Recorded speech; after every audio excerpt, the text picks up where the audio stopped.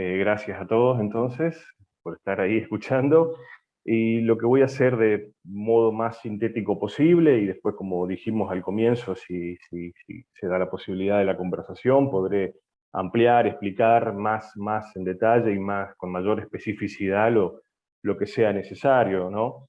En principio voy a hacer un resumen general un poco de mi trabajo, que ya comenzó hace varios años, y en estos últimos tomó ya la forma, digamos, de un proyecto de tesis de doctorado, y, y se orienta, o sea que es una investigación en curso todavía, y se orienta básicamente eh, al reconocimiento de las relaciones que establecen las lenguas de inmigración europeas en Misiones, que tienen que ver justamente con el periodo de colonización, el periodo de inmigración de grandes contingentes europeos a comienzos de finales del siglo XIX, principios del siglo XX, que se fueron asentando progresivamente en la provincia.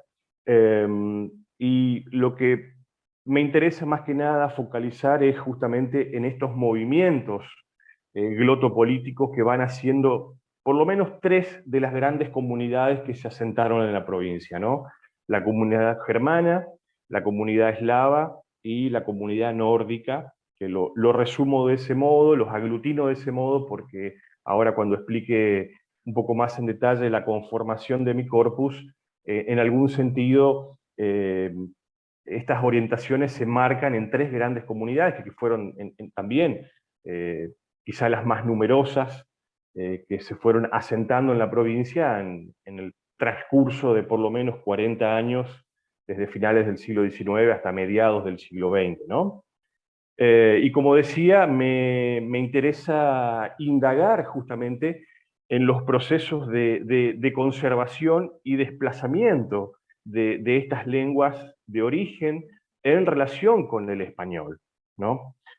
Por lo tanto, el foco está puesto acá en lo que Calvet llamaría las gestiones in vivo, esto es, los modos en que las comunidades van afrontando las nuevas situaciones de plurilingüismo a las que se ven obligadas, digamos, a interactuar en nuevos espacios nacionales, en nuevos espacios territoriales, en el que deben negociar determinadas maneras, determinadas formas de ir apropiándose de una nueva lengua nacional y al mismo tiempo intentando conservar o, por el contrario, desprenderse en el transcurso de un tiempo determinado de sus propias lenguas. Así que el trabajo está orientado a una perspectiva histórica en el sentido de tratar de reconstruir algunos de esos momentos en la medida de lo posible, porque de hecho no tenemos constancia, esto no ha quedado plasmado en trabajos previos de modo muy específico.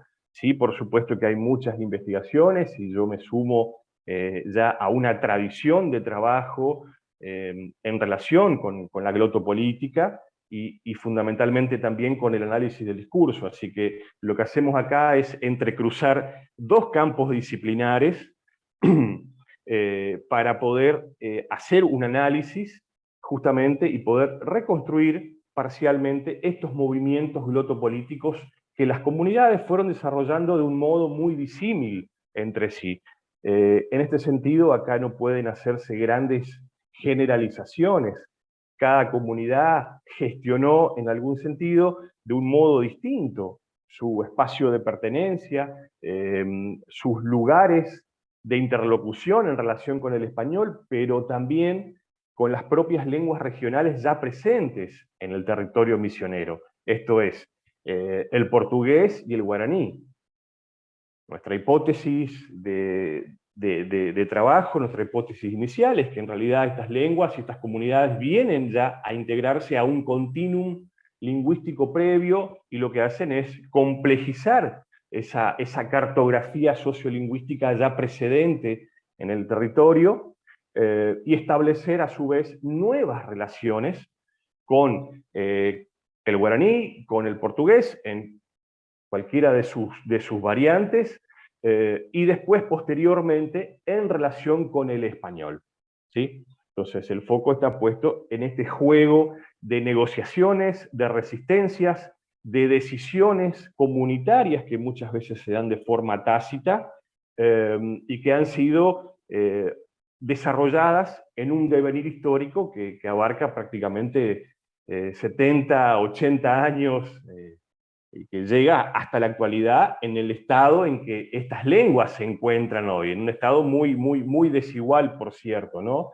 Donde tenemos más presencias vestigiales eh, que hablantes en un sentido amplio y concreto en muchos espacios, sino que van reduciéndose a espacios muy específicos. Entonces, el foco está puesto en cómo en ese devenir histórico las comunidades fueron negociando los espacios de uso de sus lenguas de origen en relación con el español. Esto dicho de manera muy sintética, y el trabajo está dado justamente con la conformación de un corpus de memorias escritas realizadas por los propios inmigrantes, sobre todo por pioneros y por descendientes de pioneros, que fueron relatando sus experiencias, digamos, de asentamiento en la provincia. Son grandes relatos que van dando cuenta del proceso de colonización, de cómo se fueron estableciendo en la provincia, de cómo fueron desarrollando su vida de trabajo, su vida social en relación con otros contingentes que ya estaban establecidos. Entonces estos relatos en algún sentido también sintetizan un modo, digamos, de dar cuenta de una experiencia histórica, de una experiencia social muy intensa, muy fuerte, y en relación con estas grandes matrices narrativas, aparecen como capítulos muy minúsculos, podría decir, en relación con las lenguas. Si uno se preguntara, ¿hay apartados, hay desarrollos donde los propios protagonistas van describiendo y desarrollando en profundidad su relación con las lenguas? Yo le diría que no. Lo que existe en relación con las lenguas en estos relatos es algo muy acotado, muy circunstancial, más bien tiene un carácter, yo diría, de micro relatos insertos en una matriz narrativa más amplia de otros procesos que evidentemente tenían más interés para ellos a la hora de contar, a la hora de narrar estas memorias. Por lo tanto, hay que hacer un trabajo inferencial, un trabajo interpretativo muy fino, y por eso el análisis del discurso es lo que me permite reconstruir ciertos sentidos que muchas veces también están como espacios no dichos, como aspectos sugeridos en relación con las lenguas. Puedo adelantar otra hipótesis. Yo creo que también estas memorias están atravesadas por cierta política de silenciamiento. Por lo tanto, el trabajo que se va realizando es muy minucioso en relación a lo que efectivamente aparece o lo que emerge en relación con las lenguas en estas memorias. En términos metodológicos, a estos fragmentos narrativos, que van dando cuenta de manera indirecta muchas veces, de modo indicial, sobre la relación con las lenguas, nosotros la llamamos escenas con valor glotopolítico. ¿Sí? Yo recorto fragmentos narrativos donde emerge la relación con las lenguas, algún tipo de situación con sus propias lenguas de origen, y su relación con el español. Por lo general suelen ser situaciones conflictivas, que es lo que amerita a veces contar o narrar algo en relación con las lenguas, y al mismo tiempo me permiten ir definiendo ciertas decisiones que fueron tomando a lo largo del tiempo con su propia lengua de origen. En estas escenas aparecen entonces situaciones de la vida social de la vida comunitaria, aunque tienen un carácter individual, ¿sí? Estas memorias son básicamente memorias individuales, pero que recubren, digamos, una vida social colectiva, por eso es que tienen un valor político también. Y estas escenas nosotros hemos tratado de ir tipificándolas en algún punto, por eso es que hablamos de escenas escolares, de escenas económicas, donde lo que se juega en ese pequeño relato son transacciones comerciales, donde lo lingüístico en algún punto aparece como un impedimento o una situación conflictiva en relación con un otro. También tenemos las escenas religiosas que tienen un valor muy significativo a la hora de pensar después a otras conclusiones, de escalar en otras conclusiones, para ver en muchos casos cómo eh, estas lenguas de origen fueron reduciéndose y fueron en algún punto tomando ciertas resistencias en determinados espacios, ¿sí? Por eso las escenas religiosas muestran esto, a diferencia, por ejemplo, de las escenas escolares, donde se da fundamentalmente la relación con el español, ¿no? Y la relación conflictiva con el español, porque en las escuelas el español se enseñaba de manera obligatoria y por lo tanto estaba prohibido, en un sentido estricto quiero decir, la posibilidad de que estos niños, hijos de inmigrantes, pudieran hablar otra lengua que no sea el español, o sea que la enseñanza, el aprendizaje se daba en el español y era absolutamente obligatorio hacerlo. Bueno, uno puede imaginarse la infinidad de conflictos que eso ha ido generando a lo largo del tiempo y que estas escenas van marcando, a veces en modo dramático, las marcas, las huellas del español, de la imposición del español en la enseñanza, digamos, sobre estas comunidades, sobre estas poblaciones, sobre estas personas, sujetos individuales, que después van relatando un poco sus experiencias, ¿no? Eh, y como hago entonces esta especificación con respecto a las escenas o a los posibles tipos de escenas que uno puede ir encontrando, yo a las escenas también las ubico, las localizo. Las escenas siempre tienen un contexto espacial y temporal específico, ¿no? Y por lo tanto yo delimité por lo menos 3 espacios de interlocución social donde las escenas se localizan, se sitúan, y diferencio tomando las matrices dialógicas que produce la doctora Camblón en sus trabajos semióticos, y delimito 3 espacios donde estas escenas en general suelen asentarse, localizarse, y una es el espacio de lo íntimo familiar, eh, donde uno puede encontrar ahí referencias en relación o a la enseñanza de la propia lengua de origen o al corte que en muchos casos hacían los padres en relación con los hijos, en el sentido de la decisión de no enseñar la lengua de origen por distintas razones. En general se suele imponer la argumentación que da cuenta de que para que un niño aprenda otra lengua, lo mejor es no enseñar la propia.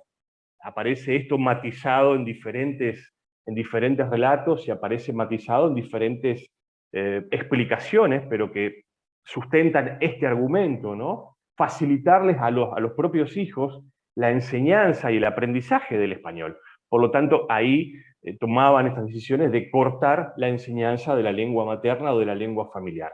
Por eso las escenas que se localizan en el espacio de lo íntimo familiar suelen hacer referencia a este tipo de situaciones, o a los cortes, o por el contrario, por ejemplo, simplemente para dar un ejemplo, en alguna de las memorias pertenecientes a la comunidad germana, eh, lo que se marca es una constante contraria, en el sentido de que efectivamente en el ámbito de lo familiar es donde iba quedando reducida la lengua alemana, en alguna de sus variedades, digamos, ¿no?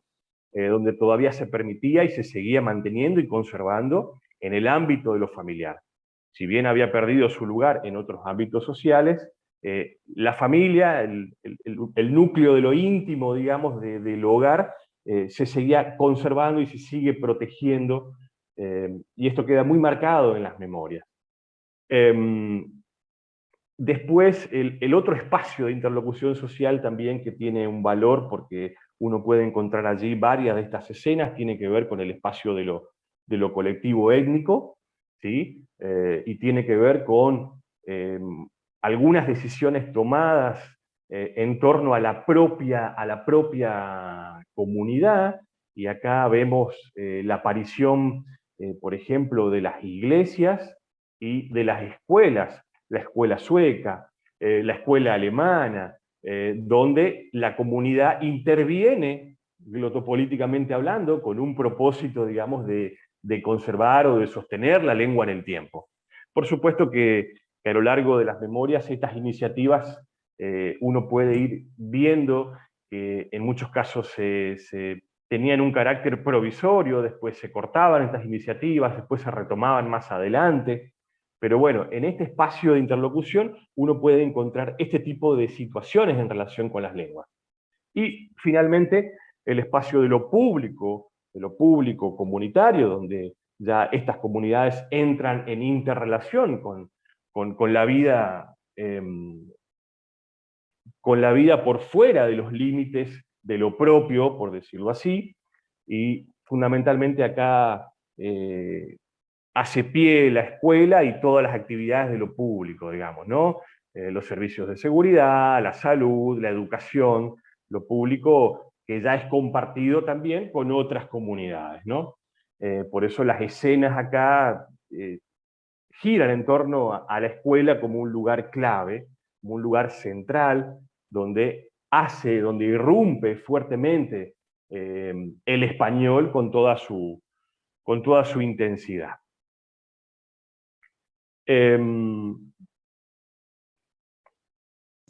Disculpame, Sí, Alejandro, ¿podés ir me estoy redondeando, por extendiendo. favor? Sí, sí. Simplemente como un modo de cierre a esto, en las escenas, efectivamente, en términos glotopolíticos, uno puede reconocer a grandes trazos como dos tendencias que aparecen con mucha frecuencia. Por un lado, dan cuenta estas escenas de las situaciones comunicativas, o sea, de los encuentros con los otros, y de cómo han ido sorteando las dificultades en la comunicación, y aquí hace su aparición, yo diría, la intertraducción lingüística como la práctica más extendida en las diferentes comunidades, ¿sí? La intertraducción lingüística, y en relación a esto también el sesquilingüismo como una forma de ir sorteando las dificultades de la comunicación, o sea, como una estrategia comunicativa para lograr la mutua comprensión entre integrantes de diferentes comunidades, y acá podemos mencionar también el lugar que ocupa el portugués, que tuvo el portugués como un fenómeno de intermediación en relación con las lenguas europeas y el español. Bueno, podría detenerme de manera mucho más extendida en esto, pero lo dejo simplemente como un hallazgo que está muy, muy presente. Y finalmente lo que uno puede encontrar como otra tendencia también son las políticas de conservación o de desplazamiento, ¿no? Las decisiones tomadas que aparecen parcialmente, pero que uno puede inferir y puede reconstruir, digamos, en estas escenas con respecto a lo hecho, digamos, en diferentes instancias de interlocución, y las decisiones que las comunidades de modo tácito fueron gestionando, digamos, en este plurilingüismo tan complejo a las que se fueron viendo sometidas, digamos, en el nuevo espacio territorial que supuso asentarse en la provincia de Misiones.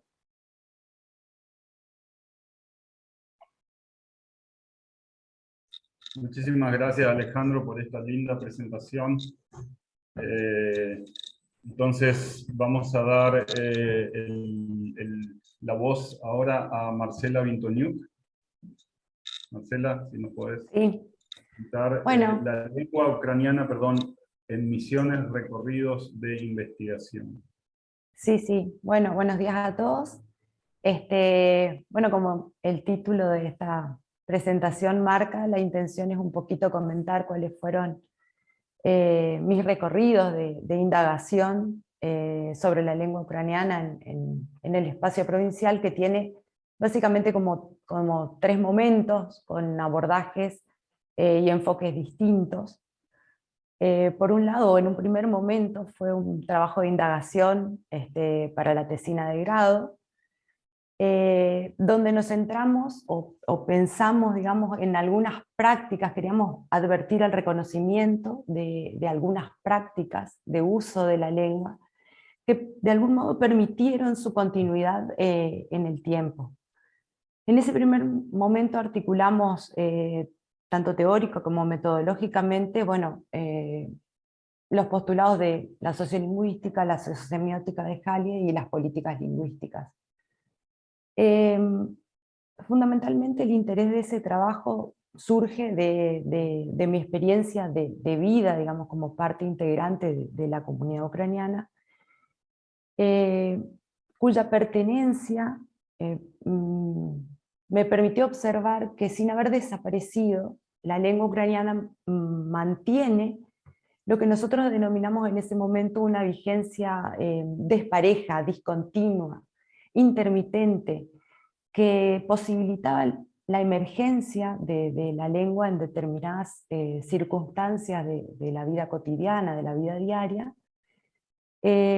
luego de un pronunciado silencio, podemos decir, ¿no?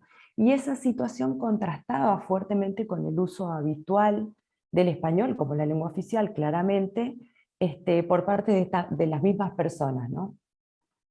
Entonces, la lengua ucraniana aparecía en situaciones y momentos familiares muy particulares, en diálogos, en discusiones, y esos usos en esos momentos determinaban roles de saber, de poder, además, claro, del uso sostenido, mantenido de las celebraciones religiosas, donde claramente el ucraniano, la lengua ucraniana, constituye una parte fundamental de los ritos del calendario ortodoxo.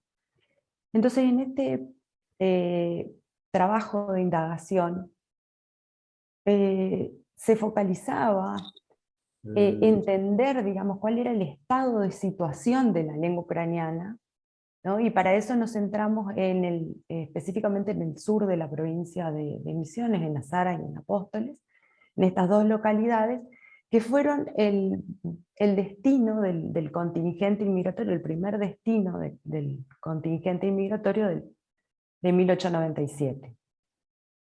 Entonces, para ver estas prácticas de uso, constituimos un corpus con tres tipos de registro, básicamente.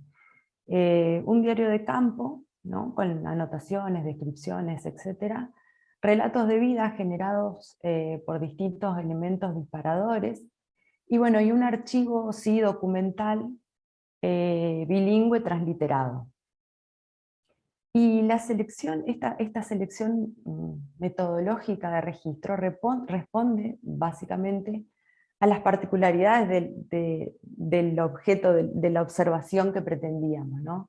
Es decir, la lengua ucraniana en sus instancias de uso, circunscriptas al ámbito íntimo familiar, en donde los códigos compartidos son tácitos, no dichos, son difíciles o casi imposibles de registrar con un grabador, además de la imposibilidad técnica que eso conllevaba, ¿no? Entonces nos centramos en ese espacio de pertenencia afectivo, porque era donde se podía observar la irrupción de la lengua. En relación al diario de campo como registro, digamos, metodológico, recuperado de la antropología social, ¿no? Nos permitía ese registro de la situación que que conllevaba, digamos, todas las complejidades del intercambio y nos permitía de algún modo reconstruir la escena a partir de lo que en su momento consideramos una fotografía lingüística, ¿no? En tanto reconstrucción del discurso en la vida cotidiana, los modos, los silencios, lo gestual, la entonación, etc. Esta noción de escena que nosotros trabajamos, a diferencia de la que presentaba Alejandro previamente, es un concepto recuperado de las prácticas teatrales, y es una noción que trabajó Liliana Daviña en su tesis de maestría, y a nosotros nos parecía importante la noción de escena de la teatralidad, digamos, como ese espacio que postula un orden acotado, donde se entrelazan estos juegos y entramados discursivos, pero también no verbales, y donde hay movimientos y tejido temporal histórico. En ese sentido es nuestra noción de escena, ¿no?